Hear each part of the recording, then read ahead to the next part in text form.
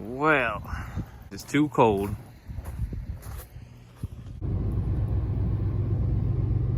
Hey, what's up, guys? As you may have heard, they are working on the collective bargaining agreement, trying to get that done before this the new league year starts, March 18th. Why is that important? So you have to have, if you're gonna franchise tag or transition tag a player, you got to have it done by March 10th. Okay, so we have until March 10th to decide if we're gonna put the tags on Dak and Cooper. Why is the timing of the collective bargaining agreement, the CBA, why is that important? It's actually a big deal. We're one of the teams that be impacted by it the most, okay? So right now we're in a sticky situation with Dak Prescott and Amari Cooper. And I apologize if my heat has been on too loud this entire time. I just turned it down. So we're in a situation right now. So as it stands right now, we have two tags we can use. We can use the franchise tag, and we can also use the transition tag. So, if we're unable to reach the deal by March 10th with Dak and Amari Cooper, we ain't at the risk of losing one of these guys. We can franchise Dak and put the transition tag on Amari Cooper. If there's a new collective bargaining agreement that's reached before the new league year starts on March 18th, if it's before then, that means there's only going to be one tag, guys. We can only use one tag. If they reach that CBA, we're going to have to franchise one and let the other one go and hope that they, don't sign with somebody else. Obviously, Dak will be the guy that gets the franchise tag.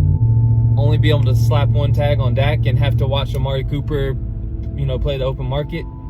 Because if we don't retain him, man, we gave up a first rounder for a year and a half of football play.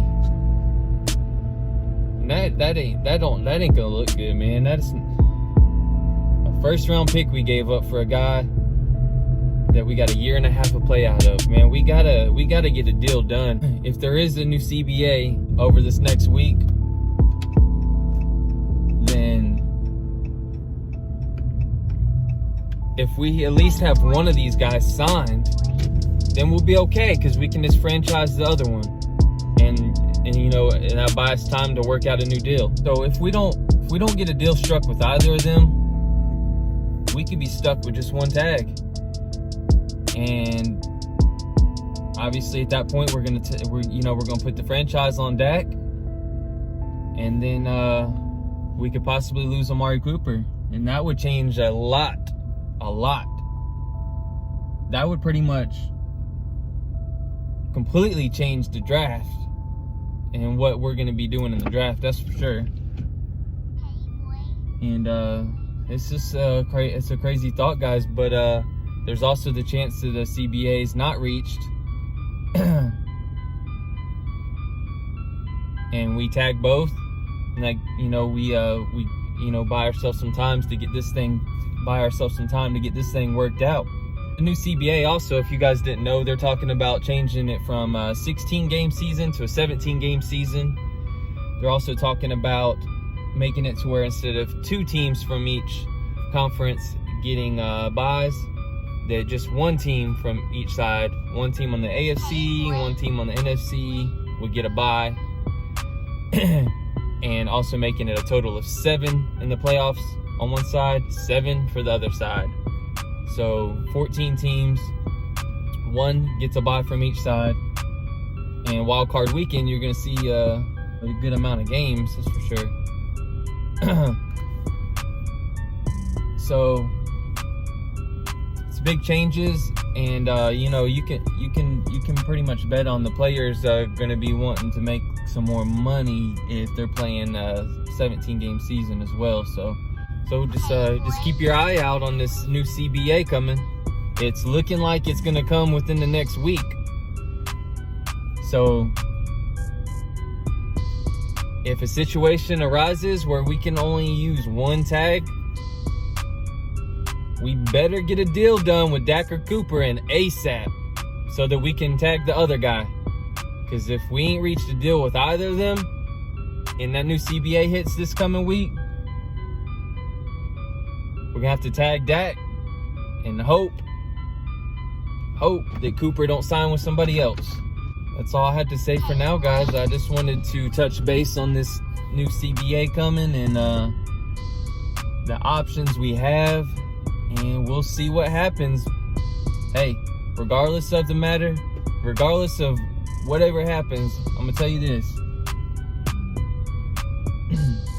It's ride or die Cowboys. It don't matter to me who's the starting quarterback. It don't matter to me who is our number one wide receiver.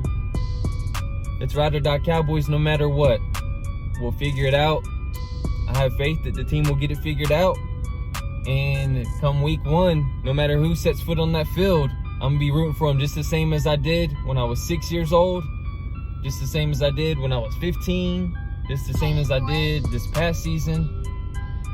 You get the point. It ain't ever going to change. No matter who steps on foot on that field, let's support our team, guys. Let's back our team. Let's be optimistic.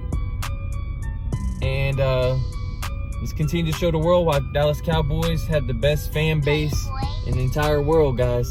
I'll talk to y'all next time. Cowboys, y'all. Hey, guys. Also, I just wanted to add this on real quick to the end of the video here. I wanted to give a shout out to Debbie Dyson. She is actually my 3rd official patron on Patreon. I appreciate it very much.